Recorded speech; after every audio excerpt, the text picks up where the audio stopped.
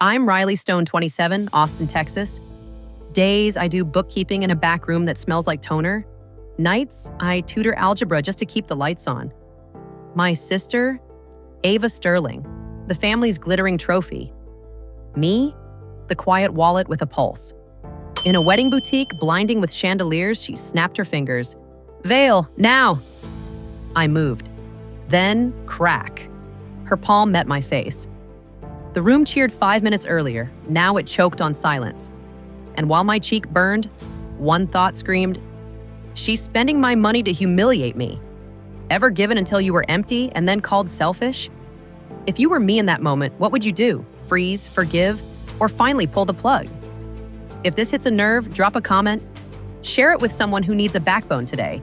And like so, more people hear it. Because Ava's line was, "You're ruining my moment." My answer, "Not with my money." I'm Riley Stone. And yes, I was the quiet sister with the loud wallet. The day my sister, Ava Sterling, slapped me in a wedding boutique dripping in chandeliers, something inside me didn't just crack, it clicked. I felt the sting, heard the gasp, saw the way every shiny head tilted away from me like I was a spill on the marble. But what burned wasn't the slap. It was the math.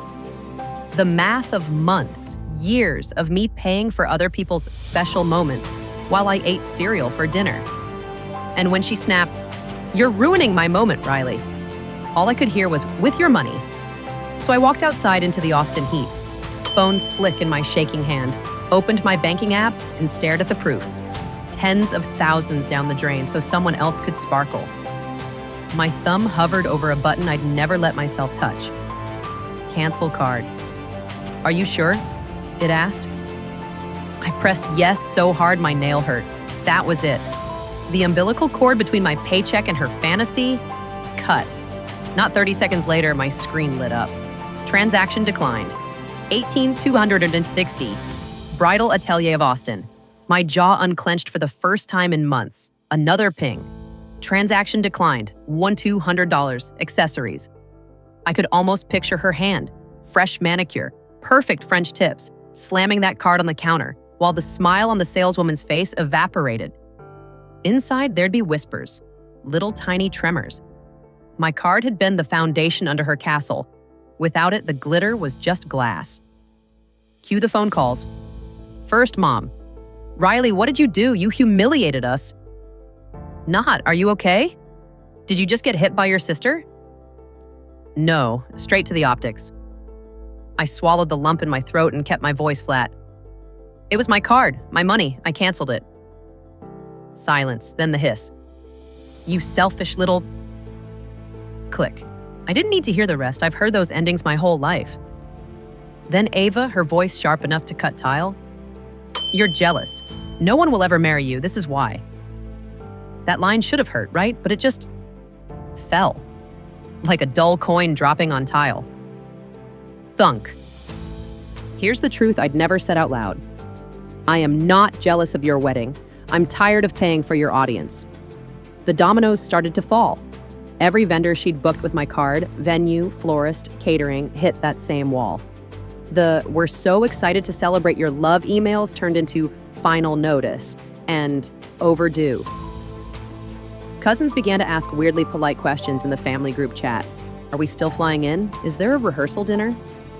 Meanwhile, I was sitting at Joe's with a black iced coffee, barely tasting it, listening to my phone hum like a beehive. I didn't answer. Sometimes the most powerful sentence is no sentence at all. Here's the part that's hard to explain. Canceling that card hurt. It hurt because it forced me to look at the scale of what I'd done for years. I totaled it in my head, like rows in a ledger, line by line. Deposits of love, withdrawals of dignity. I'd paid to be tolerated. I had funded my own erasure. And when the pings kept coming, declined, declined, declined, I didn't feel vindictive. I felt clean. Like I'd scrubbed the film off a window and could finally see the city beyond it.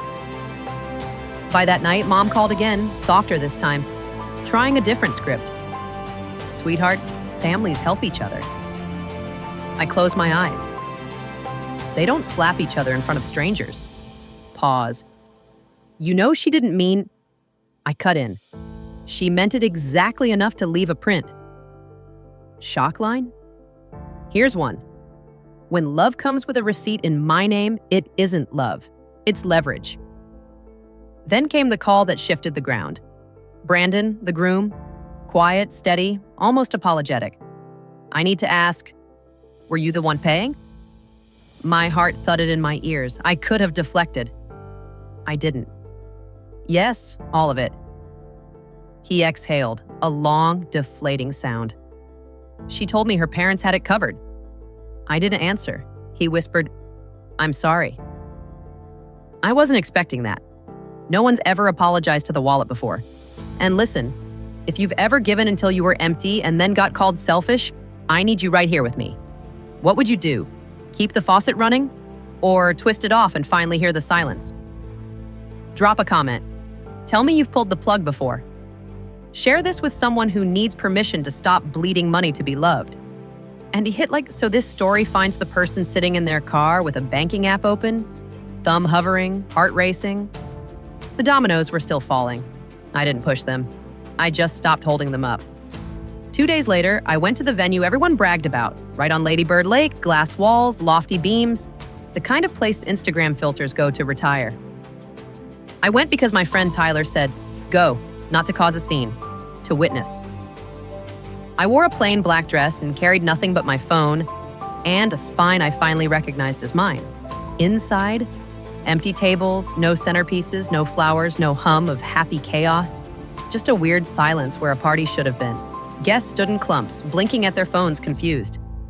An aunt spotted me and whispered, honey, what's going on?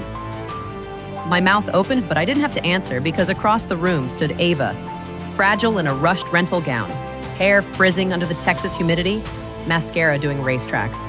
She saw me and the room went still. You, she spat, loud enough to echo, you ruined everything. There it was, the script. I took a breath, felt my ribs expand, and for once I wasn't shaky. No, Ava, I said, not loud, just clear. You ruined it when you made me invisible and expected my bank account to clap. A few heads snapped toward me. Someone actually gasped. She's lying, Ava shrieked. She's obsessed with me, always has been. I pulled up my banking app, thumbed to the list of transactions, venue deposits, catering, photographer, all tied to my name. I held it up. Numbers don't lie, I said. But people do. My voice didn't tremble. That shocked me more than anyone. Doors opened. In walked Brandon, not in a tux, not smiling, flanked by his parents, faces carved in stone. He didn't look at me. He walked right past, stood where the cake should have been, and said, "Thank you all for coming. There won't be a wedding today." The noise in the room died like someone pulled a plug. Ava lied, to me, to my family, and to many of you. About money, about who was paying. I won't start a marriage on a lie. I wish I could tell you I felt triumph. I didn't. I felt a grief so old it had dust on it. Ava choked out, "You can't be serious." Hands clawing at air that couldn't hold her up. She pointed at me. She did this. She's jealous. She's nothing. That word slapped harder than the hand. Nothing. For years, I'd worked 2 jobs, cooked dinners I didn't have time to eat, washed clothes I didn't wear, paid bills I didn't make, and still nothing. Shock line? Shock? Here. If I'm nothing, why does your whole world end when I stop paying? The room reacted. Some flinched, some turned away, some just stared like they'd finally noticed the stagehands behind the show. Brandon's mother stepped forward, her voice low and surgical. "We asked for receipts, we found them." She didn't look at me, but I felt seen for the first time. Seen in the ledger, in the email threads, in the dates and dollar amounts. Facts as lifeboats. Ava crumpled into a chair, sobbing, mascara pooling in her collarbone. For a flicker of a second, I felt sorry for her. Then I remembered the boutique. Chat.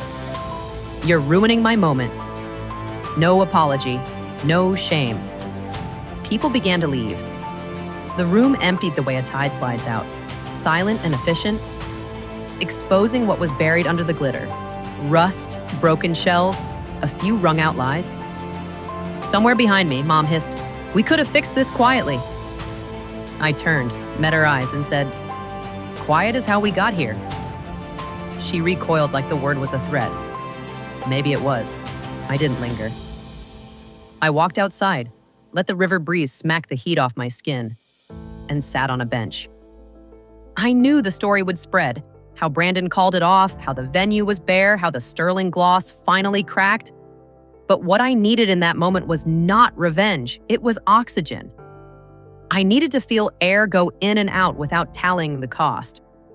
If you're still with me, if your chest is tight and your jaws clenched because you've been the quiet one, the helper, the ATM with a heartbeat, tell me in the comments what sentence you wish you'd said into a microphone when the room was full. Share this with the friend who thinks they have to buy a seat at their own family table. And hit not for algorithms, but to say, "I see you, Riley. I see what it took." Inside that venue, the fairy tale didn't just end. It caught fire in public. And the truth, it turns out, is flammable. The fallout wasn't glamorous. No swelling music, no montage. Just bills finally landing where they belonged and a silence that stopped feeling like punishment. The first week, my voicemail filled with alternating scripts. Mom crying. "Your father's credit score dropped. Are you happy now?" Then Dad raging. Then the quieter, worn-out voice that said, "We expect you at Thanksgiving." Expect, not invite. Expect. I deleted them all. Shock line? I'm not obligated to finance the people who call me ungrateful while cashing my checks. I changed account contacts, removed my info from every vendor. When the venue sent a certified letter to my place, I called, gave them the correct number, and said, kindly, firmly, "I won't be responsible for that bill." My hands didn't even shake. I didn't know they could not shake. Ava went dark on social media. Cousins whispered that she wasn't leaving the house, that the grocery store felt like a firing squad of polite smiles. Maybe that sounds satisfying. Honestly, I mostly felt sad. Not sorry for her sad. Sorry for the system that raised her to believe other people were set pieces. That kindness equals compliance. That money should float toward the prettiest, loudest person in the room. I can hold that sadness and still hold my boundary. I know that now. Meanwhile, I started noticing the quiet magic of a paycheck that actually stayed. I bought groceries with labels that didn't say clearance. I replaced chipped plates I'd been making do with for 6 years. Tuesday nights, I took a beginner cooking class. My risotto was tragic, but I laughed with strangers and didn't check my phone every 5 minutes to make sure a florist hadn't auto-charged me another consultation fee. Tyler came by sometimes with Thai takeout and a grin. "You look taller," he said once. "I think that's just what a spine looks like when it's not knotted," I joked. The psychological hangover took longer. I'd be brushing my teeth and hear Ava's line, "No one will ever marry you," float up like a mean ghost. For a while, I tried to out-logic it. Then I tried something else. I stopped arguing with it. I started answering it with a shrug. Maybe, maybe not. Either way, I'm not buying anyone's wedding to earn my place. The ghost got bored and left. I ran into Aunt May at H-E-B one afternoon between avocados and grapes. She squeezed my hand and said, "Some of us saw it. We just didn't say anything." That stung and soothed at the same time. "I'm proud of you," she added. Those words didn't fix the past, but they didn't demand rent either. They just landed. And I let them. Brandon called once more, not for drama, not to rehash. He said, "Thank you for telling me the truth." I told him, "Thank you for believing it." We didn't owe each other more than that. Closure isn't always a door slamming. Sometimes it's two people setting a heavy box down and walking away with empty hands. The family eventually stopped calling. Thanksgiving came with a text, "Be there by 2." I replied, "I won't make it. Have a nice holiday." The response, "You're being cruel." Here's a sentence I wish someone had handed me at 12. Saying no to being used is not cruelty, it's clarity. I won't pretend I don't grieve the family I wish I had. The version where help isn't code for pay up, where apologies arrive without coupons for guilt. But grief can sit in the passenger seat while peace drives. Peace looks like tossing a receipt without flinching. It sounds like your phone ringing and your stomach not dropping. It feels like opening your banking app and seeing numbers that belong to your future, not someone else's performance. If you're hearing your own story in mind, if you've been the reliable one, the default donor, the emotional custodian with a Venmo, write the sentence you need in the comments. Share this with a friend who's one button away from canceling the card that's killing them. And like this video so it finds the person sitting in their car outside a boutique, cheek burning, thumb hovering, heart deciding. Last shock line, the one that finally freed me. I didn't ruin her wedding. I stopped subsidizing a lie. And when I did, the world didn't end, it began. Here's where I land, and I'm saying it like I'd say it to a friend over a late-night coffee. I didn't burn a wedding. I stopped funding a fantasy that was built on my silence. The hardest part wasn't pressing cancel card. It was admitting I'd been buying my place at a table where I was always going to be the help, never the guest. That realization hurts in a deep, quiet way, like waking up from a long nap and realizing your back's been twisted for years. You stretch, it aches, and then you breathe. Since then, life got smaller in the best way. Fewer group chats, fewer emergencies that somehow had my name on the bill. More Tuesdays where dinner is something I cooked on purpose. More mornings where my stomach doesn't drop when the phone rings. I'm learning the difference between guilt and grief. Guilt says, you're bad for saying no. Grief says, I wish it could have been different. I can carry grief without picking up the old debt. Here's the question I keep circling back to. Am I in the wrong? Not the polite version, the raw one. Because boundaries feel mean when you've been trained to be useful, but I think this is the truth. Saying no to being used isn't cruelty, it's clarity. If you love people, you tell them the truth about what you can and can't give. And if they only loved you because you gave, that wasn't love. It was access. What I learned about myself, I'm allowed to take up space without paying admission. I'm allowed to keep my money, my time, my peace, and still be a good person. I'm allowed to want tenderness that doesn't come with a receipt. And the next time someone says, you're ruining my moment, I'll ask gently, or am I finally honoring mine? If you've ever sat in your car with your banking app open and your heart hammering, I see you. If this story helped you name something, do me a favor, drop a comment. Tell me how you'd answer that question, am I in the wrong?